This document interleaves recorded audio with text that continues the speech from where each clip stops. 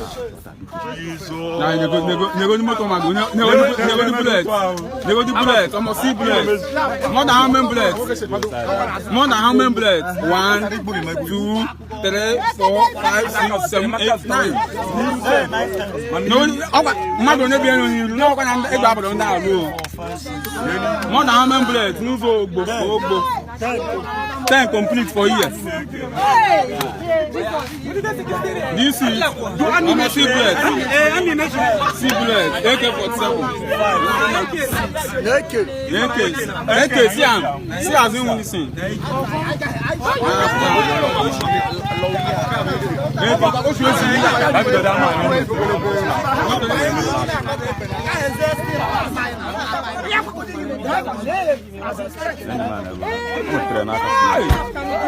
Graças bem menino.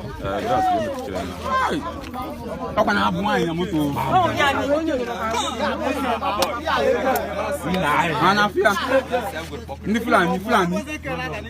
Akanye ko ya fia ona de sia Fulani. Essa devia amber na. No quarto. Você conta no bom.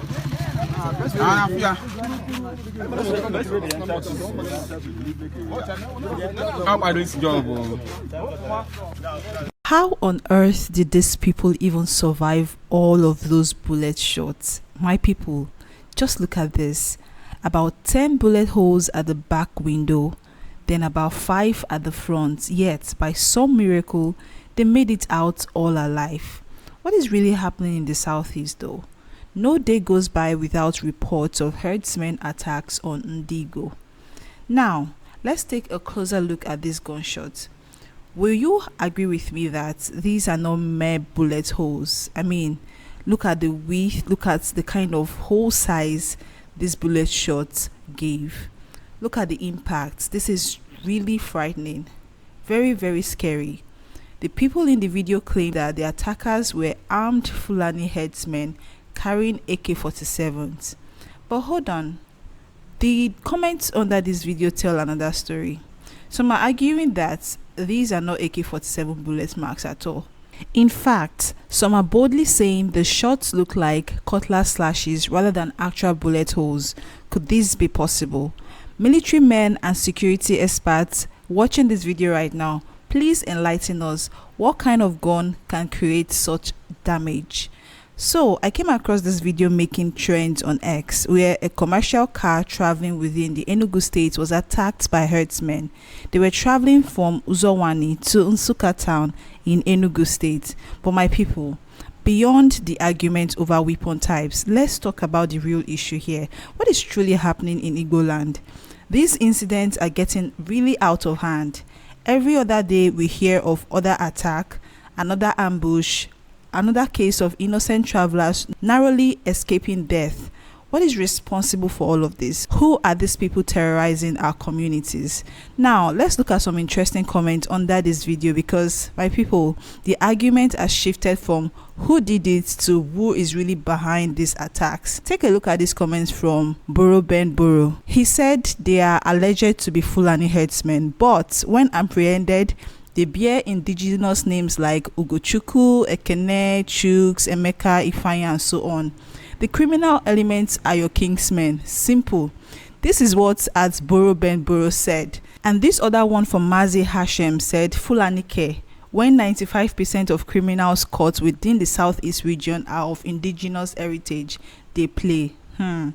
Another commenter also wrote, do you totally agree with these people? Because in recent times, when some of these so-called Fulani herdsmen are caught, they end up being Igbos. God help us in this country. What do we make of all of this? Are these really external invaders or do we have enemies within? The truth is, in recent years, reports have shown that some of the criminals caught in the southeast are indeed our own people. Could this be a case of criminals hiding behind the label of Fulani herdsmen to carry out their evil deeds? Or is there something bigger at play here? Some people believe there's a deliberate attempt to destabilize Igboland, but if that's the case, who benefits from all of this chaos? Who really stands to gain from making the southeast unsafe? And why does it seem like the security agencies are doing little to stop it? And then there's another big question.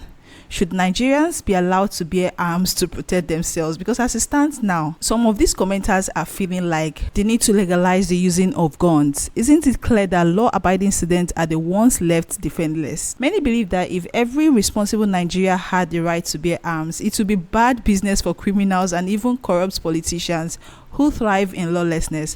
What do you think? Should Nigeria pass a law allowing citizens to carry arms for self-defense?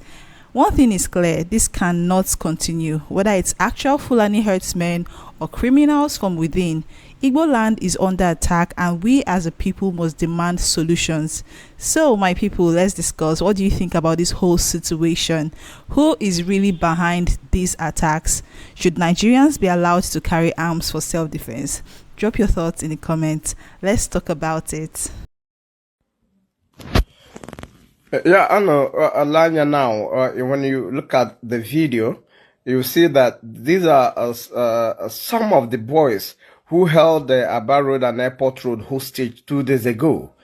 Here, woman, Jan, man, Fulani, Gratishan Aba Road and Airport Road. Ndushaba, Agaga, ma Lagos, me Enugu, ma Ibeola, Hagaga, actually, Menjama Agaga, Cheshishan, who's hand stop or before. I stop before airport junction. Ndi shikwenu ma Lagos me Enugu me ibe lekwe ha area. Ma Lagos ma agagazi ab ha stop before airport junction. You know, itigi uzo airport ha bang ha bushiri ha unload your passengers bring ha bagi more here. Kembe 2 days. Oh man. So ha ware here. I've equally that more than man on a Igbo agade ha survive on a Igbo. Hana men who have seen hammer they may survivors were, but not in a Igbo. Okay, so look at them. So joint effort of my army, my police, my under DSSS.